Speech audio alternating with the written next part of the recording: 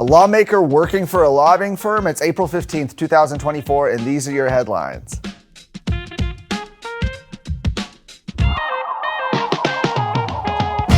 April 15th, it's tax day. Hope you filed your taxes. Always a fun time of year, right? But we've got an interesting report here from the Dallas Express. A new report says that State Representative Gary Van Dever worked for a lobbying firm. Now, this is according to a 2022 personal financial statement, first reported by the Dallas Express, as I said, reveals that Van Dever was employed by the Powell Law Group from 2020 till 2022.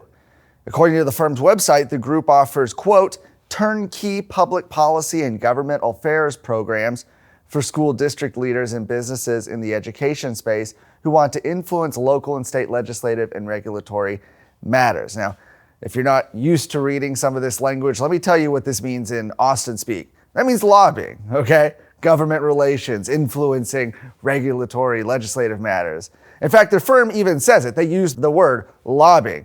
Despite the fact that Representative Gary Van Dever said that this isn't a lobby firm, the group's own website says their government relations services include lobbying. And records reveal that the firm has lobby clients including the Texas Association of Rural Schools, Association of Texas Professional Educators, and the Texas Rural Broadband Commission. In a statement to the Dallas Express, Representative Van Dever maintained his involvement did not involve lobbying for the group's clients. Instead, he says he was a consultant. He said, I provided mentorship and training to school superintendents and school boards to help them do their jobs better. As a retired teacher, principal, and school superintendent in rural districts, I feel it is important to pass along the knowledge I've acquired in my career to help those in the same position serve their communities and the students and parents who rely upon them. Well, additionally, school choice advocates have noted that Van Dever, he was among the small group of Republicans that voted with Democrats to kill an education savings account proposal in the Texas House last year.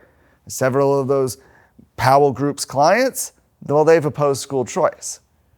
Van Dever is currently facing a primary runoff election on May 28th against Chris Spencer. An Afghan national on the terror watch list is reportedly back in federal custody after he was released on bond by a judge in San Antonio. Mohammed Karwan initially crossed into the U.S. last year, but was not yet on the terror watch list, according to the U.S. Department of Homeland Security. Karwan was released into the U.S. as part of the U.S. Immigration Customs Enforcement Alternatives to Detention program. When it later became clear that Karwan was a member of the terrorist organization Hezbollah Islami, he was added to the watch list and ICE was notified. ICE went and arrested Karwan in February, but when DHS prosecutors went before this San Antonio judge, they did not inform him that Karwan was on the terror watch list, and he was released on bond. Outcry followed the news that a terror watch list suspect had been released into the country, of course. A DHS official told Fox News late Thursday night that law enforcement has been tracking the matter closely to protect against public safety risks, and that the individual is currently in U.S. custody.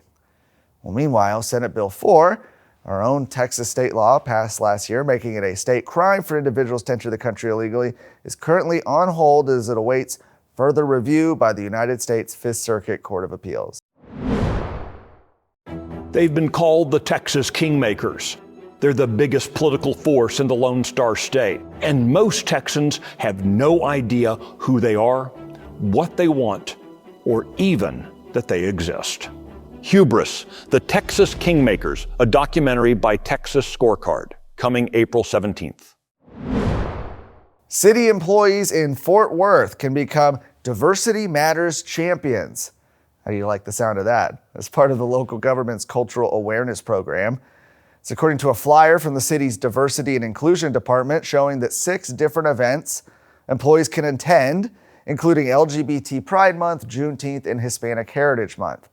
On the other side of that flyer, employees are informed that by attending 5 of the 6 events in person or online, they will qualify as Diversity Matters champions.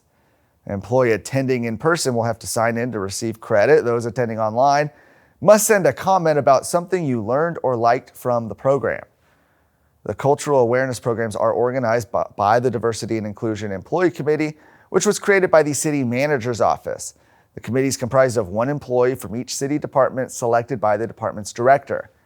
The committee's task is to promote understanding and appreciation for diversity and inclusiveness by presenting city employees with cultural awareness programs and professional learning opportunities.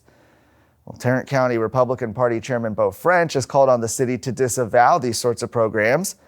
He said, "We keep finding out that our beloved Red County is promoting radical Marxism. Diversity and inclusion programs do the opposite of what they claim. They only seek to divide us and promote racism against white people and Christians." The DEI philosophy has been widely repudiated as universities and businesses have created DEI departments and councils that have promoted divisive racial policies. Now we've got cities like Fort Worth in on it as well. Rather than fight for equal opportunities, activists in these departments have regularly pressed for equal outcomes, which is, of course, a very, very different thing. Representatives from the city's media relations and DEI departments did not respond to Texas Scorecard's requests for comment. For more of today's stories, go to texasscorecard.com.